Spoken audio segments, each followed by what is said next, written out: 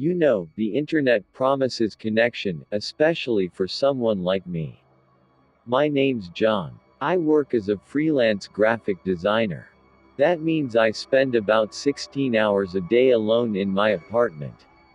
My social life mostly happened on a few niche Discord servers. One was for retro horror movie fans, and another was for indie game developers. They were my water cooler, my pub, my sanctuary. It was on the game dev server that I met a user called static_shroud. They were quiet, but their feedback on asset design was always sharp. We started DMing, discussing workflow, software, and the loneliness of freelancing. They understood. I thought I'd made a real friend. Then, one Tuesday, they sent me a link. Check out this plugin, it'll change your life, the message said. I didn't think. I just clicked. Nothing happened, or at least nothing I noticed. The link led to a 404 error page. I shrugged it off. A dead link. It happens. I messaged them back, links broken. No reply. An hour later, still nothing. I figured they had logged off. That's when the first email came. It was from a scrambled address with no subject line. The body of the email contained just one sentence: I like the poster above your desk. The thing is a classic. A cold trickle ran down my spine. How could they know that? I'd never sent a picture of my office. I'd never even done a video call. I told myself it was a lucky guess.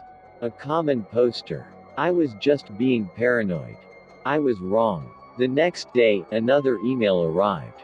Your coffee maker sounds like it's dying. You should get a new one. That sound. It's this awful, specific noise my old machine makes right before it finishes brewing. You can't know that sound unless you've heard it, unless you've been here. In my apartment. Panic began to set in. That link wasn't dead, it was a trap, a keylogger. Something. I ran every virus scan I had. I changed all my passwords and my security questions. I messaged the server mods about static_shroud. But the account was already deleted. Gone. Like it never existed. I felt a bit better. I'd taken control. I'd locked everything down. Then the emails changed. They weren't about my apartment anymore. The next one read, your mom's house has such a pretty garden. The petunias are thriving this year. My mother lives 300 miles away. She loves her petunias. How could they possibly know that? This wasn't about my computer anymore. This was about my life. They had doxed me completely. I called my mom and told her to be careful and watch for anything strange. She thought I was being dramatic. That night, I couldn't sleep. Every creak of the floorboards, every hum from the fridge felt like them. Watching. Listening. I sat in the dark, in my living room, staring at my phone, paralyzed by fear. And then, a new email. The subject line was just a street address. My street address. My blood ran cold. It was past 2 a.m. No one comes here. Ever. Then the knock came again. Knock. Knock. Knock. So calm. So sure. I didn't move. I couldn't breathe. I just stared at my front door, 20 feet away, shrouded in shadow. My phone lit up on the coffee table. Another email. From the same scrambled address. It simply said, I can see the light of your phone from the street. You should really close your curtains. They weren't at the door. The knocking was a distraction. They were out there, across the street. In the dark. Watching me. I scrambled away from the window, crawling on the floor like an animal, my heart pounding. I spent the rest of the night huddled in my bathtub, the most interior room I had, crying. I've never felt terror like that. It was heavy, crushing my chest. The next morning, I packed a bag. I didn't feel safe there anymore. I got in my car and just started driving.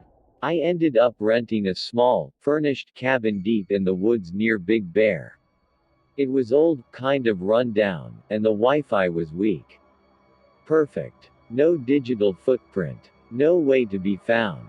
For the first 2 days, nothing happened. No emails. No signs. I started to breathe again. Maybe I'd lost them. Maybe this was over. On the third night, the rain began. A heavy, pounding storm that isolated the cabin even more. The satellite TV cut out, leaving only fizzing gray static on the screen. The power flickered. And my phone, which had been sitting on the coffee table with one bar of service, lit up. I didn't want to look. I didn't. But I had to. I walked over, my hand trembling, and picked it up. It was another email. From the same address. The message was longer this time. The cabin's roof leaks. You should put a bucket under the drip in the corner of the bedroom. It's going to get worse tonight. I hadn't told anyone where I was. Not my mom or my clients. No one. I slowly turned my head to look into the dark bedroom doorway. And I heard it. The soft, rhythmic drip, drip, drip from exactly where the email said it would be. They weren't in my computer. They weren't outside my window. They were right there with me. The emails still come every day. They tell me things. What I'm wearing. What I'm eating. What I'm dreaming about. I don't know how they're doing it. I've thrown away my phone. I've smashed my laptop. I've moved 2 more times. It doesn't matter. The last email I got before I came out here to this place with no power, no signals, nothing. It said, you can't hide from someone who's already in the room with you. I believe it. You join these servers for a sense of community, right? A place to talk about niche hobbies with people who understand them. For me, it was vintage analog photography. The server was called The Darkroom. It was small, maybe 30 of us. We'd share tips on developing film and post pictures we'd taken. It was peaceful, a little digital escape. I lived out in the sticks then. My nearest neighbor was a half-mile down a gravel road. The isolation was the point. It was quiet and had good light for my work. The only downside was the internet. I had satellite, slow and laggy, but it worked for text chats. About 3 weeks ago, a new user joined the server. Their username was observer_937. They had no profile picture. Their status was always online. They didn't say anything at first. They were just there. Then, they started reacting to my posts. Specifically, to my photos. When I posted a picture of an old barn I'd found, they reacted with the eyes emoji every time. I figured it was just some weird person. The internet is full of them. I muted the channel they were in and forgot about it. A few days later, I was working late scanning negatives. My dog, Baxter, started growling. It was a low, rumbling growl I'd never heard from him before. He was staring out the kitchen window into the darkness. I thought it was a raccoon or a possum. I called him back and told him it was fine. I sat back down at my computer. A direct message popped up. It was from observer_937. The message just said, he's a good guard dog. My blood ran cold. How could they know I had a dog? I'd never mentioned him. I'd never posted his picture. I typed back, my fingers shaking. Who is this? The 3 dots appeared. They were typing. Then they stopped. A new message came through. It was a photograph of my house, taken from the tree line at the edge of my property. It was taken at night, and it was taken that night. You could see the light from my office window. I slammed my laptop shut and called the police. What else could I do? They came, shone their flashlights around the woods, and found nothing. No footprints. They said it was probably a prank, kids with a drone. They told me to be careful and to report anything else that happened. They didn't understand.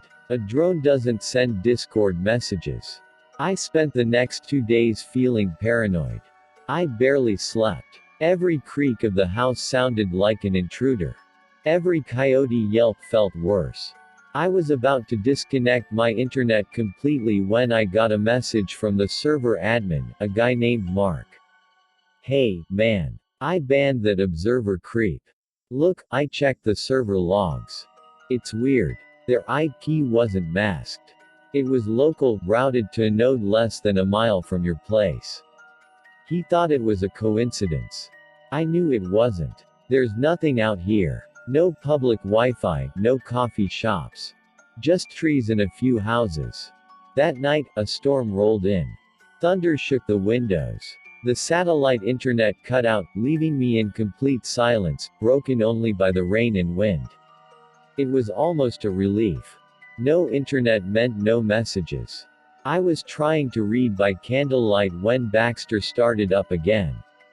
This time, he was frantic, barking, snarling, scratching at the front door. And then I heard it over the wind. Something was outside, dragging something along the siding. I grabbed my flashlight, hands trembling. I didn't want to look but had to look. I went to the bedroom window, the one facing the front yard. I peered through the rain-streaked glass. And I saw it. A figure stood in the middle of my driveway. Just standing there in the pouring rain. It was too tall, too thin. It wasn't moving. It was just facing the house. I dropped to the floor, heart hammering against my ribs. I crawled to the front door, double-checking the deadbolt. It was locked. I army crawled to the kitchen phone. No dial tone. The storm had taken the landline out too. I was alone. And then my laptop, which had been dead without Wi-Fi, lit up. The internet was still down. The icon showed no connection. But there it was. A message in the server's general chat from observer_937. The message contained 4 words and a photo. The words were, "I like this one." The photo was me in my living room, crouched on the floor at that moment. The photo was taken from outside, through the window. The timestamp on the message was 1 minute ago. I didn't scream. I couldn't. My throat closed up. I scrambled backward into the kitchen, grabbing a knife from the block. Another bang hit. It wasn't on the door. It was on the window. I looked up. A face was pressed against the glass, pale and stretched. It had no eyes. Just dark, hollow pits. And it was smiling. I ran. I don't even remember how.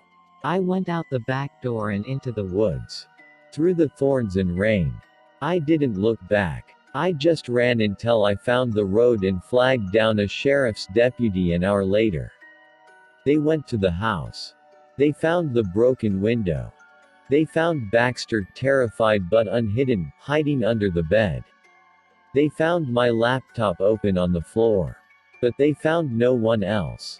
No footprints in the mud outside the window. No sign of forced entry besides the broken pane. The message from observer_937 was gone, vanished from the server. The admin checked the logs again. He said the user never existed. That the account had been deleted, erased from the system. They told me it was stress, a hallucination brought on by isolation and fear. The photo of my house. A clever fake. The figure in the driveway. A trick of the light and rain. I'm staying in a motel now. The Wi-Fi is free and fast. I just got a new message in a new server I joined yesterday. A server for people who have experienced trauma. The user has no avatar. Their name is listener_486. They haven't said anything yet. But their status is online. And they're typing.